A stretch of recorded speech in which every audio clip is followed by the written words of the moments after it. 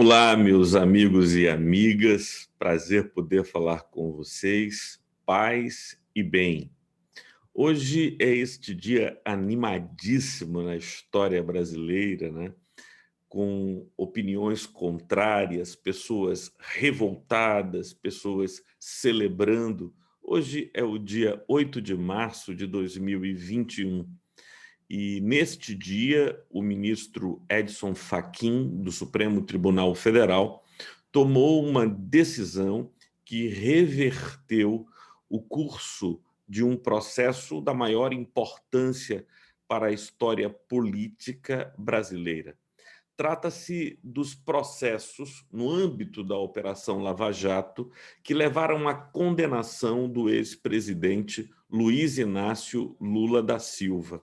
Estas decisões que foram tomadas pelo então juiz Sérgio Moro, que presidia a 13ª Vara Federal em Curitiba, levaram à inelegibilidade do ex-presidente Lula, o que pode ter influenciado de modo significativo na eleição do atual presidente da República, Jair Messias Bolsonaro.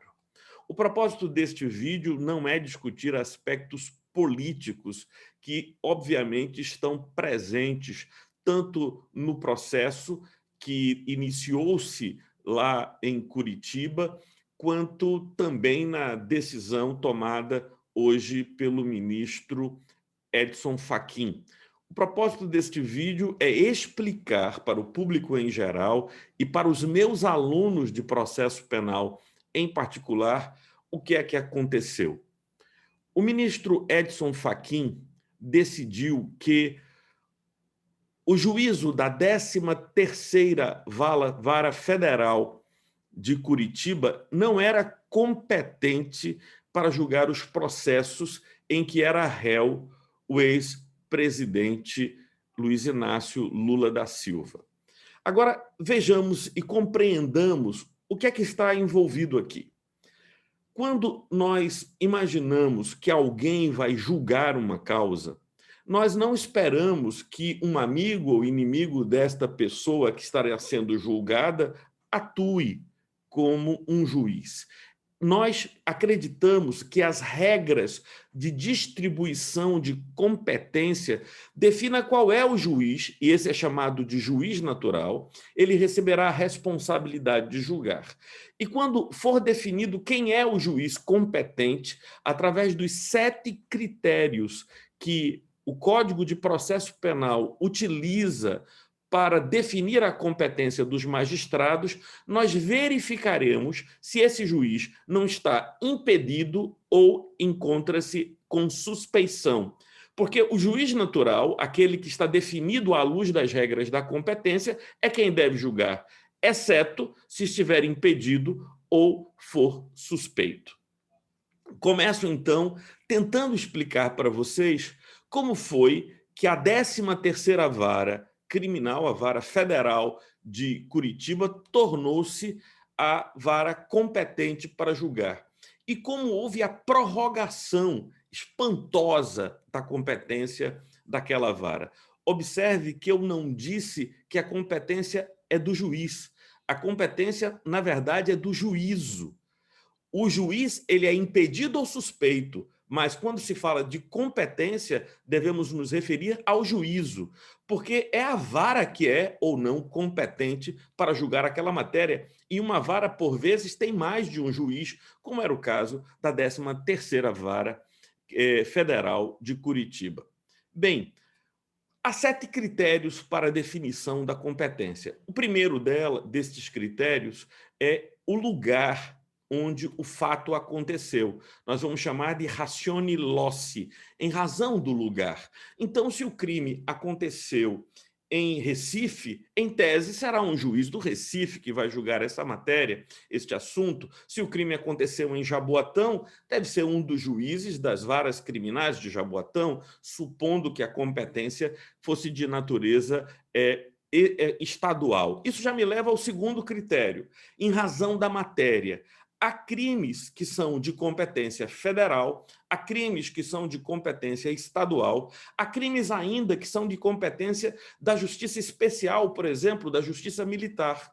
Então, o critério que deve ser observado não é apenas o local onde o crime aconteceu, mas a matéria. Que tipo de crime, que tipo de conduta está sendo imputada ou investigada? Se, por exemplo, esse crime envolve o patrimônio da União, de algum modo, seja esse patrimônio da União de uma organização, de uma empresa pública, ou esteja envolvendo o patrimônio dos próprios cofres da União, a competência será sempre federal. Então, essa é a realidade. Contudo, quando se trata de uma empresa de economia mista, a competência será da Justiça Estadual. A discussão toda envolvendo a Petrobras, ou seja, dinheiro, porque a Operação Lava Jato começa investigando os desvios de dinheiro que estavam sendo realizados pela Petrobras. Então, nós temos, sob essa perspectiva, como esse desvio de dinheiro envolvia vários estados, o dinheiro seguia para diferentes estados, por isso é que a competência foi destinada para a Justiça Federal e não ficou na Justiça Estadual do Paraná.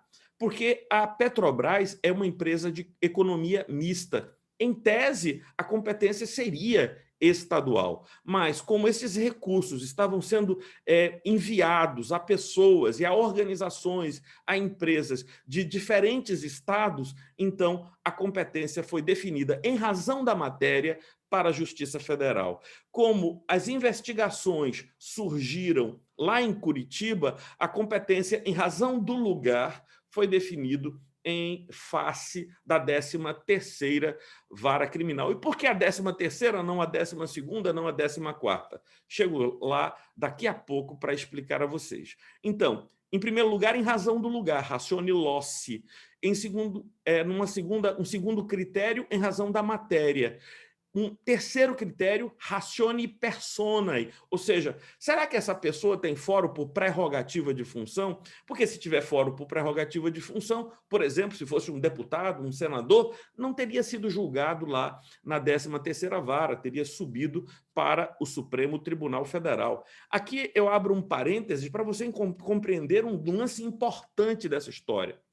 Quando o presidente Lula já estava sendo julgado pelo juiz Sérgio Moro e todos os indícios apontavam no sentido de que ele viria a ser condenado, a então presidente da República, Dilma Rousseff, tentou nomeá-lo chefe da Casa Civil, que é uma pasta com status de ministério.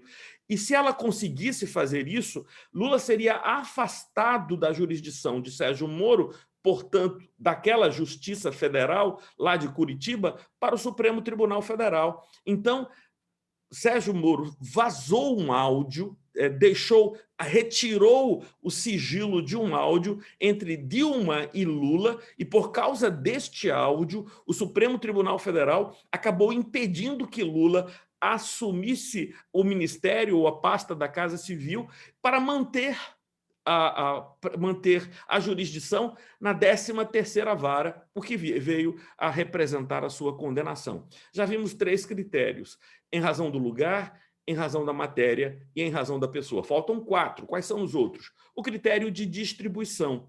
Quando uma justiça, quando uma comarca, quando um local tem várias varas igualmente competentes para julgar qualquer assunto, é feita uma distribuição meio que aleatória, a sorte é lançada e o processo pode cair em qualquer uma destas varas. Por distribuição, o processo chegou inicialmente ao juiz Sérgio Moro, titular da 13ª Vara Federal de Curitiba. O 5º critério é o critério da prevenção. Quando ele despachou ainda durante o inquérito policial um mandado de busca e apreensão ou um mandado de prisão, tratando daquelas investigações, ele se tornou o juízo prevento. Ou seja, ele que tratará dali por diante, inclusive até o final da ação penal, tudo o que estiver relacionado com aquela investigação. E aí você imagina como essa competência acabou sendo ampliada, porque vários assuntos, várias operações foram feitas, sempre ampliando, envolvendo mais réus, e isso foi crescendo enormemente, crescendo com a autorização do Tribunal Regional Federal da 4ª Região, crescendo com a autorização do STJ, do Superior Tribunal de Justiça e do STF, que foi admitindo que essa competência pudesse ser alargada. Então, nós temos esses 5 critérios. O critério em razão do lugar, da matéria, da pessoa. Lula não tinha foro por prerrogativa de função, por isso a competência para julgá-lo permaneceu no juízo de primeira instância, que era a 13ª Vara Federal de Curitiba. E, por distribuição, chegou lá a 13ª, como prevenção, todos os casos que foram crescendo, todas as novas operações e investigações acabaram chegando nas mãos do juiz Sérgio Moro e da 13ª Vara. Dois outros critérios extremamente importantes é a conexão e a continência. Ora, os crimes conexos, ou seja, não eram os mesmos tipos de crimes, mas havia um elemento comum, ou seja, estava tratando da distribuição, o mesmo esquema de propina era então investigado ou processado, então aquelas ações eram conexas. Ou quando os crimes eram crime continuado, por exemplo, então a pessoa praticava vários atos criminosos, então a gente tem a continência no concurso, no crime continuado, o artigo 71 do Código Penal, que é uma forma de concurso de crimes. Então você deve ter uma visão, ainda que perfunctória, superficial, sobre os 7 critérios de competência definidos pelo Código de Processo Penal. Ora, em que momento do processo deve-se arguir a incompetência do juízo? Muito bem. Uma vez recebida a denúncia pelo juiz, o Ministério Público Federal faz a denúncia, porque se trata de um crime de ação penal pública. Então, o instrumento, a petição inicial é a denúncia. O Ministério Público faz a denúncia, o juiz verifica que se estão presentes as condições de admissibilidade da denúncia, se a parte é legítima, se há elementos de que provas da materialidade do crime, indícios suficientes de autoria. Então, analisadas estas questões, o juiz recebe a denúncia e cita o réu para ver se processar. Feita a citação válida, feita esta citação, o réu tem 10 dias para apresentar resposta à acusação, que é a primeira defesa, a primeira manifestação da defesa. Ora, quando a defesa se manifesta, ela deve, em apartado, quer dizer, juntamente com a resposta à acusação, é apresentada uma outra petição. Esta petição, denominada de exceção de incompetência do juízo. Esta exceção ela é julgada de modo apartado, de modo separado, e ela deve ser feita no primeiro momento. Então, quando a defesa de Lula foi informada, então ela apresentou tanto a resposta à acusação quanto a exceção de incompetência. Diga-se de passagem que também apresentou a exceção de suspeição. E as exceções de suspeição devem ser julgadas antes da exceção de incompetência. Mas essas exceções seguiram seus caminhos e foram não reconhecidas pelo juiz, o que faz com que a exceção suba para o tribunal acima do juízo de primeira instância, se fosse a Justiça Estadual ou o Tribunal de Justiça, como era uma Justiça Federal, o Tribunal Regional Federal, correspondente àquela região do Paraná, o Tribunal Regional Federal da 4ª Região. Bem, várias decisões foram tomadas no sentido de manter e reconhecer a competência da 13ª Vara Federal, lá em Curitiba, e também não reconhecer nem o impedimento, nem a suspeição. O impedimento é a probabilidade ou a possibilidade do juiz não poder atuar porque alguma pessoa relacionada a ele já está atuando no processo, ele já manifestou uma opinião fora daquele ambiente, ou, na verdade, julgou aquela mesma matéria em outra instância em que atuou. Isso está estabelecidas as condições para o impedimento, estão estabelecidas no artigo 252 do Código de Processo Penal. No artigo 254 estão previstas as hipóteses de suspeição, não apenas do juiz, como também dos membros do Ministério Público, ou até mesmo serventuários da justiça. Você não pode ter uma situação em que alguém estará atuando no processo, sendo interessado, tendo ódio, amor, afeição, sendo amigo próximo ou íntimo, ou inimigo figadal daquele que está sendo investigado. E aqui é importante fazer uma pausa para lembrar o seguinte: nem mesmo o Ministério Público, que é parte no processo, pode ter um ódio ou aversão especial ao réu, por uma razão simples. O Ministério Público deve ter a sua ação regida pela impessoalidade. Significa dizer que, diante das informações, ele promove a persecução criminal por causa da conduta e não em razão da pessoa. A impessoalidade significa dizer, não é porque é você que eu estou tratando deste ou daquele modo, assim eu trataria qualquer pessoa que tivesse praticado tais condutas ou a quem as investigações imputassem essas condutas. Então vamos seguir o processo. E é importante entender por que agora essa decisão foi tomada. A defesa ingressou com uma exceção de incompetência, essa exceção de incompetência subiu ao Tribunal Regional da 4ª Região, que não reconheceu a incompetência e o fez através de acórdão. Ora, a defesa, então, ingressou com recurso especial ao Superior Tribunal de Justiça, ao STJ. Esse recurso especial foi apreciado lá no STJ e a decisão foi pela manutenção da competência do juízo da 13ª Vara. Diante disso, houve um agravo da decisão para que houvesse uma outra posição e foi mantida. É em sede de habeas corpus, sobe até o Supremo Tribunal Federal.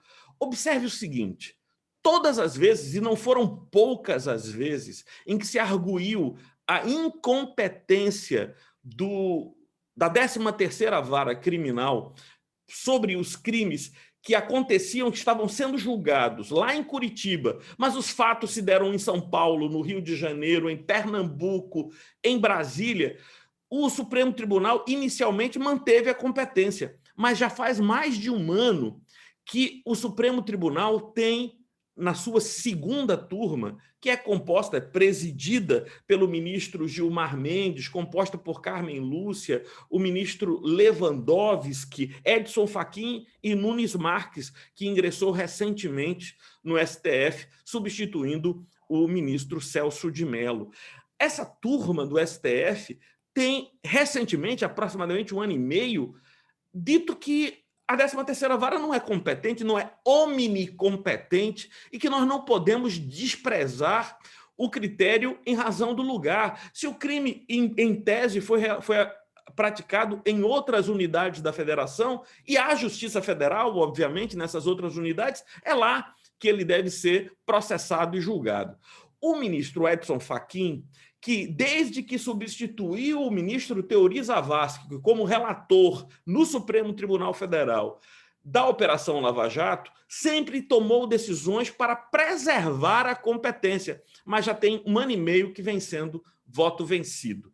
E é com base nisso, em entender que mudou o entendimento do Supremo Tribunal Federal para não reconhecer a amplitude da competência da 13ª Vara, que agora, em sede de habeas corpus e numa decisão monocrática, na condição de relator do habeas corpus, o ministro Edson Fachin reconheceu que o juízo da 13ª Vara de Curitiba não é competente para julgar as matérias em que Lula é réu durante a Operação Lava Jato, devendo os processos em que ele era réu, o processo do triplex, o sítio de Atibaia, as verbas que foram entregues ao Instituto Lula, esses processos deverão ser remetidos para o juízo do Distrito Federal. Lá na Justiça Federal do Distrito Federal deve ser julgado, e ao declarar incompetência, a incompetência do juízo, ele declara nulos todos os atos decisórios, até mesmo o recebimento da denúncia. Restam, por força do que dispõe o Código de Processo Penal, os atos instrutórios. Aqui a gente tem que ter um cuidado e parar um pouco. Ora, o primeiro ato decisório é o recebimento da denúncia. Esse está anulado porque o ministro Fachin entendeu que aquele juízo não era competente. O que são atos instrutórios? A palavra instrução no processo penal significa coleta de provas. Ora, existem atos instrutórios mesmo na fase do inquérito policial, e existem atos instrutórios também na fase da ação penal, que vai se dar depois do recebimento da denúncia, nas audiências, nas assentadas da audiência de instrução e julgamento, quando se ouve testemunhas, quando se ouve os peritos, se interroga o acusado, tudo isso é a instrução, é a coleta de provas do processo. Na prática, qual é o efeito da decisão do ministro Edson Fachin? Ora, as sentenças, elas não existem mais, elas foram anuladas, a não ser que a segunda turma do STF derrube a decisão de Fachin, porque essa é uma decisão do relator, é uma decisão precária, é uma decisão primeira, é uma decisão liminar. Esta decisão ainda será submetida à turma, porque, sendo habeas corpus, não é da natureza dessa decisão que vá ao pleno, vai à turma. Se a Procuradoria-Geral da República agravar a decisão tomada pela turma, talvez então, e somente então, esse recurso seguiria, essa discussão seguiria para o pleno do Supremo Tribunal Federal. Então, se a segunda turma do STF mantiver a decisão, então todas as condenações de Lula desaparecem, o processo começa, é preciso, algumas pessoas têm dito que o processo vai começar novamente no Distrito Federal. Pode começar. Há duas questões que serão resolvidas antes. Em primeiro lugar, será que o Ministério Público Federal, lá do Distrito Federal, encontrará nos elementos probatórios colhidos durante o inquérito suficientes informações para oferecer a denúncia? Pode ser que não. Pode ser que requeira novas diligências, pode ser que entenda que seja o caso de arquivamento do inquérito policial e não do oferecimento da denúncia. Então, a primeira questão, o primeiro senão é que nós precisamos saber se agora o Ministério Público Federal competente do Distrito Federal, sim, ele se interessará ou não no oferecimento da denúncia contra o ex-presidente o ex-presidente Luiz Inácio Lula da Silva em todos estes processos que estamos discutindo. Está bem quente aqui, estou com muitas lâmpadas acesas, o que tem esquentado aqui, e por isso estou suando um pouco. Então, a primeira questão é essa. Em segundo lugar, precisamos ver se efetivamente o juiz, que vai ser designado amanhã, exatamente por uma distribuição, aquele critério que eu comentei com vocês, o processo vai ser distribuído e a gente não sabe ainda para quem. Já sabemos que o juízo competente é federal em razão da matéria, é o Distrito Federal em razão do lugar, vai ser o de primeira instância, porque Lula não tem fórum por prerrogativa de função. Mas qual das varas do Distrito Federal? Aí o critério é o critério de distribuição que eu expliquei há pouco. Então, há que saber se o juiz vai receber. Para amanhã está programada a discussão sobre a suspeição do ex-juiz Sérgio Moro, se ele estava realmente agindo de modo propenso a favorecer a acusação ou até mesmo mancomunado com a acusação para levar à condenação de Lula. Se ele for declarado suspeito, em tese, nem precisaria discutir isso, porque no momento em que Fachin declarou a incompetência, todas as outras ações perdem o seu objeto. Ou seja, não adianta discutir se ele é suspeito ou se ele não é suspeito, não adianta discutir se ele estava impedido ou se ele não estava impedido, porque se ele é incompetente, as suas decisões não têm nenhuma validade. Ocorre que as decisões que perdem a validade, que estão anuladas, são as decisões tomadas, são os atos decisórios. Os atos instrutórios, não.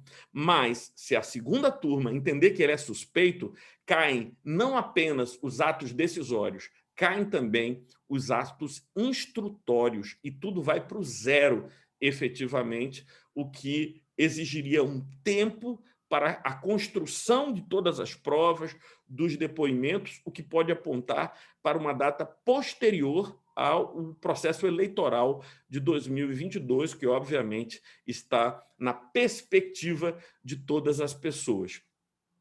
E se Lula foi eleito em 2022, ele só responde por atos durante a presidência da República praticados durante o seu período de mandato. Então, isso tudo vai ficar esperando até que acabe o seu mandato, que durará 4 anos, mas se ele for reeleito mais 4 anos, 8 anos, e aí vai prescrever, os crimes prescreverão. Mas isso é tudo algo que pode ou não acontecer, e o objetivo desse vídeo, que já ficou mais longo do que eu pretendia que ficasse, era trazer luz sobre tudo isso que aconteceu e talvez ajudar você a aprender processo penal no calor dos acontecimentos. Então, nós estamos aí vivendo esses momentos importantes para a história do Brasil e amanhã essa história continua. Talvez eu volte aqui para comentar com vocês os desdobramentos. Peço a você que mande esse vídeo para os seus amigos que estão estudando direito processual penal e talvez isso possa ajudá-los a compreender melhor como é que funciona esse nem sempre simples processo penal brasileiro. Um grande abraço, paz e bem a todos e todas vocês.